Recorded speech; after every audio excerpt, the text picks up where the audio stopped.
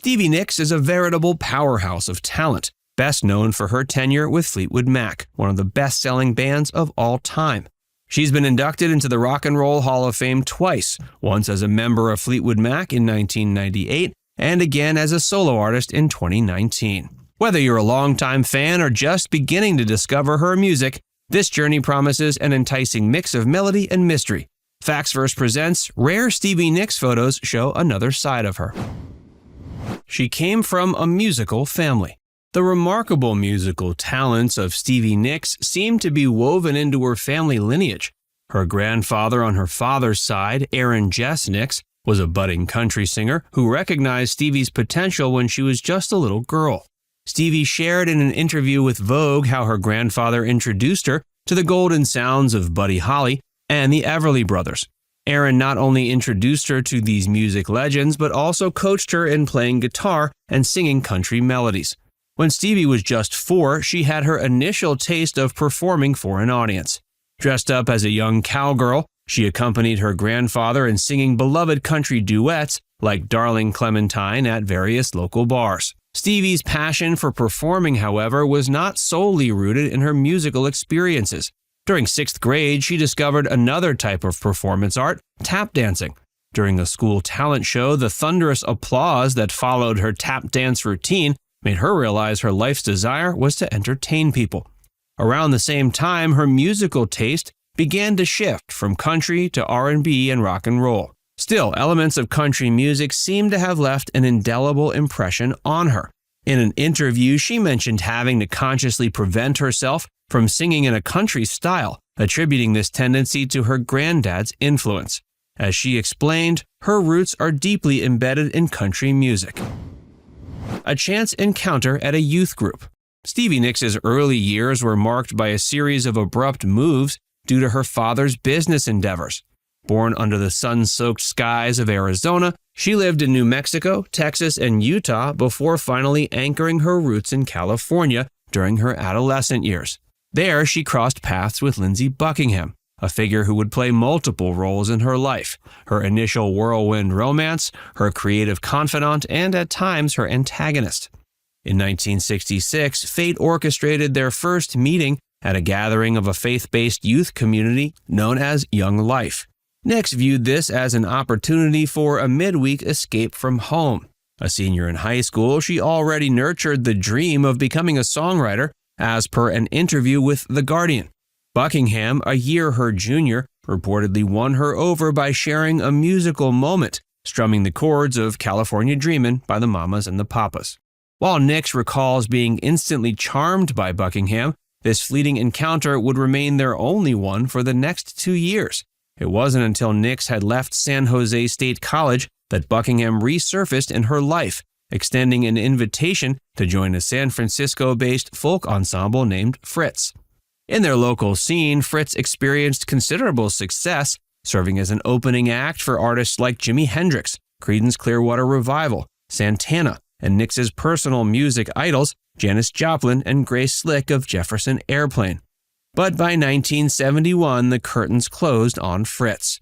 It was during this period that Nicks and Buckingham transitioned from bandmates to lovers, eventually creating their unique harmony under the banner of Buckingham Nicks. Fleetwood Mac didn't initially want her.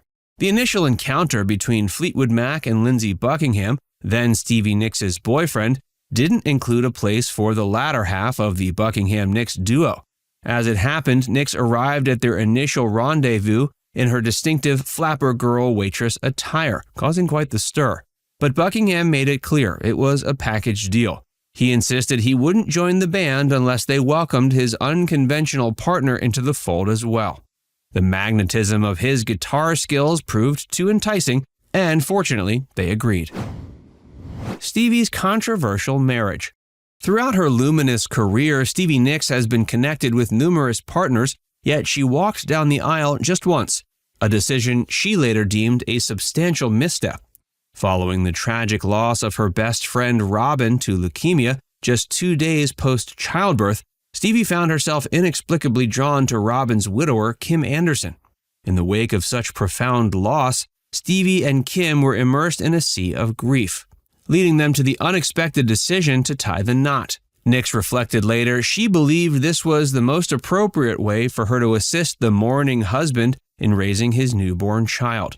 But the marriage proved unsustainable, and the couple parted ways within the span of less than a year. She threatened to quit. While Stevie ultimately emerged as Fleetwood Mac's brightest beacon, the memory of her inclusion in the band, courtesy of her boyfriend's insistence, was a lingering shadow. This residue of doubt often led her to ponder the possibility of parting ways with the band. The tension reached a fever pitch when her track Silver Springs was left off of the iconic Rumors album. Threats of departure turned into action when the band refused to allow her to use the song on a solo album. In an unrelated but equally charged episode, she also had told Mick Fleetwood that she would bid farewell to the band if he named their 1979 album Tusk, a term he used to refer to his manhood. Many thought she was a witch. Stevie Nicks' signature concert attire, often adorned with dark-colored shawls, painted a mysterious picture that led many spectators to speculate about her potential involvement in witchcraft. While Nicks remained silent on these conjectures at the outset, the sudden arrival of unsettling letters from people involved in the arcane arts prompted her to eventually dispel these misconceptions publicly. Stevie and Mick had a fling. The romantic chapter between Stevie Nicks and Lindsey Buckingham drew to a close amidst the creation of Fleetwood Mac's second album, Rumors, in 1976. Nicks, in conversation with the Oprah Winfrey Network, revealed the catalyst to be a significant dispute that led her to end their relationship. Despite the romantic rupture, both Nicks and Buckingham remained integral to the band. But promotional endeavors for the album unearthed unexpected emotional undercurrents. In a photo session for the cover of Rolling Stone, the band members found themselves entwined on a bed.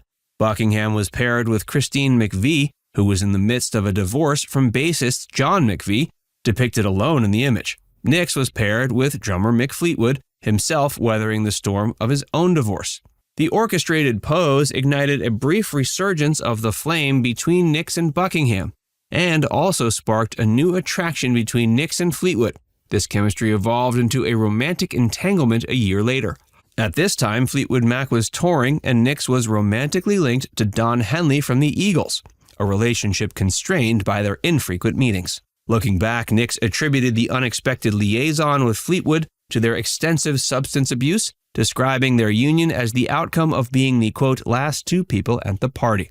She acknowledged it as a fleeting, pain-filled affair that led nowhere. Fleetwood, in contrast, held a slightly rosier perspective. Speaking to one news outlet, he recalled that period as a moment in time when he and Stevie were indeed in love, albeit a love that could never truly bloom in the open. Now it's time to hear from you. Did you know that Stevie Nicks and Mick Fleetwood briefly had a romantic fling, and that Fleetwood Mac initially was apprehensive about her joining the band?